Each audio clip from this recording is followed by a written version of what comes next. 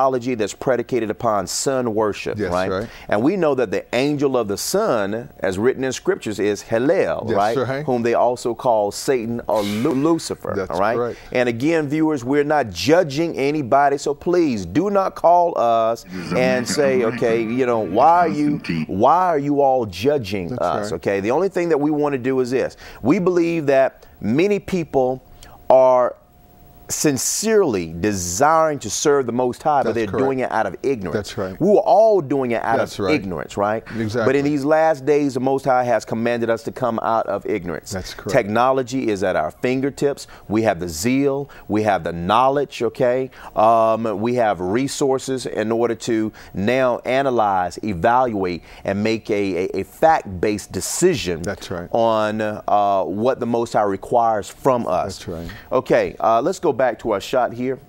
I just want to show, okay, this here is the cross that is on the Pope's lapel, everyone, okay? This right here is the sunburst that is on his mitra. The question, what affiliation would the church have with the sun, S-U-N, right? Now, people may be asking, well, Ariel, what's so important about the cross? This right here is the cross as we see in the 20th century, okay, on the Pope's lapel. Well, here's a disturbing picture here. It's the very same cross that appears on King Shamshi Adad V, right, with a cross of Tammuz in 825 BC. In 825 BC, Tammuz was known as the Babylonian sun god, That's right? right. Who inherited that position from his father Nimrod, That's right? right. In the Roman culture, he became known as Sol or Apollo, other sun deities. Okay, wow. Okay, Constantine. All of this is brought to you by the one whom you worship, Constantine. Okay? Don't run around here talking about you worship the Most High. Okay, now, Ellen, what is this a symbol of? That's the sun. That's a sun sign. So we have a sun symbol with a cross on top of it. A sun symbol with a cross on top of it. And what is sad is that, you know, religious authorities, okay, are so bold and blatant in these last days. They are telling you exactly whose theology they are promoting. That's correct. Wow. And it's up to individuals to take a look. As we said at the top of this show, whose report are you going to believe? Absolutely. Elder, I have some information. I have some secular information I'm going to read here. And it's titled here, The Cross. Is from the Expository Dictionary of New Testament Words, London, 1962. Okay. You think this is disturbing. Let's see what our historians have written on the so-called cross. The cross, the shape of the two beam. Let me go ahead and just pause just here. The cross, the shape of the two-beam cross, had its origin in ancient Chaldea and was used as a symbol of the god Tammuz. Let me see if I can back up here. It's used as a symbol of the god Tammuz, right here. This is the cross, people, that we are reading about. This right here was the symbol of the pagan god Tammuz, right? That is being worn around the neck of a pagan king, right? Shamshi. The shape of the two-beamed cross had its origin in ancient Chaldea and was used as a symbol of the god Tammuz, being in the shape of the mystic Tau, the initial of his name.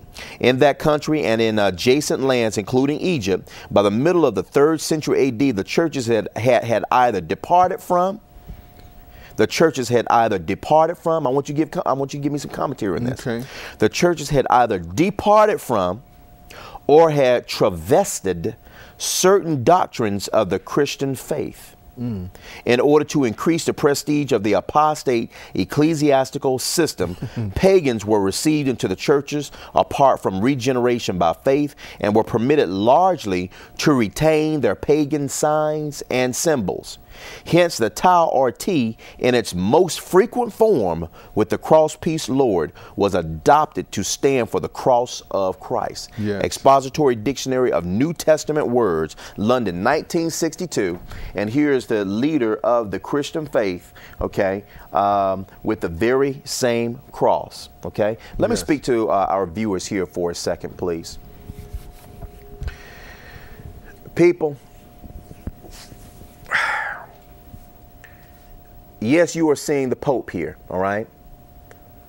Do not believe for 1 second, do not believe for 1 minute that because you are a Baptist, a Presbyterian, a Mormon, a Jehovah's Witness, what other type of, any charismatic, Pentecostal, holiness, and so forth and so on. Do not believe for 1 minute that you are not a Catholic. Do not believe for 1 minute that you are not a Catholic. People, understand something. All of the Protestant churches that exist today, okay, are offsprings. They are splinters of the Roman Catholic Church. You, in fact, indeed are Catholic. And let me tell you why. You carry her mark. You carry her signature. And these are her signatures. The holidays that you observe, such as Christmas, okay, is Roman in nature, adopted by the Roman Catholic Church. If you are Protestant and you are partaking in these holy day events, these holiday events, you indeed are acknowledging your mother, okay? If you have a cross, you wear a cross, you venerate a cross, you reverence a cross. If a cross is in your home, if a cross is in your church, you indeed are continuing to promote Roman Catholic theology, which is based upon paganism. We aren't saying this to be rude. We are not saying this to be abrasive. We're not saying this to be hard. We're actually holding these programs and we're really trying to communicate to you out of love, okay? So please understand that. You know, if you are holding your convocation on Sunday, Venero Day Solis, you are doing it. Let's go back to this gentleman here. You are showing that your worship and your acknowledgement is to this gentleman here named Constantine, all right? So again, I want you all to understand what is truly going on with your spiritual development and who's leading your spiritual development. I'm going to go to another elder. You can just jump in. One of the biggest deceptions, particularly pertaining to the split between those that protested, Protestants and Catholic, was Martin Luther, when he nailed 92 theses on the Catholic Church, which was supposed, what was that, the 15th century? That's right. It's actually the 16th century. The 16th century in 1540, which was the 16th century. That's right. He, basically, there were 92 things that he disagreed with, but he adopted all the other practices. That's right. And so people think that by adopting the so-called Protestant doctrine, that it makes them different than the Catholic Church, when in fact it doesn't, as we've shown you throughout this program. When you drive up and down the street and you see all churches with the Christmas tree and wreaths and all these things and Sunday worship, it's identical. It's the same identical doctrine and process that we see. Absolutely. Absolutely. There's a piece of scripture I'm going to reference to the viewers here so they will be able to, you know, somewhat see for themselves. I'm going to read the secular material first. And this is from the companion Bible, Appendix number 162.